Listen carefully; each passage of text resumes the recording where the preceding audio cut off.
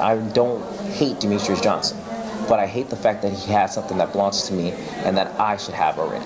That belt is mine, and this is a false king that everyone was put for the pound-for-pound championship. So then he's number 3, and then he could possibly move up to 2, and he's doing such amazing things. But I've shut him down. I've shut down the guys that's above our weight class as well, TJ Dillashaw. I've already destroyed him, and he's talking about how he should be up in the pound-for-pound list. And these guys are all just frustrating me and it's bothering me because I am better than both of them. You can see him dance around in the cage. You can see his hands flare around like he wants to throw a punch. And at the exact same time, he got these people under his thumb when they think that he's such an amazing wrestler.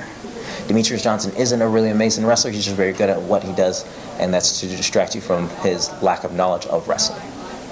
He can't take you down in the center of the octagon if you're a southpaw. And the same thing is, once you're in the cage, you know he's going to eat a few punches so he can attack you with a double leg to sweep you out. And I'm okay with that. Demetrious wants to put me against the cage, I can guarantee you he's going to have a large cup in his mouth that's going to hit him. As soon as he makes that double leg of pressure. And if you guys don't get that reference, he's going to be like, I beat him when his specialty, and his is that he can move around and hit you. TJ Dillashaw is only good when he can hit you against the cage, and that's the only time he will ever dominate a real fighter. He fought Joe Soto, and Joe Soto, he took him like pretty much close to the distance to the wire so that he can have somebody to showcase his dominant power and skill. But we saw what Anthony Burchak did to Joe Soto, and I don't know why they get the title shot to him, because that would have been a better fight. Like when I had made headline that first card against Demetrious Johnson on that Fox card, that was more. I was more excited for that.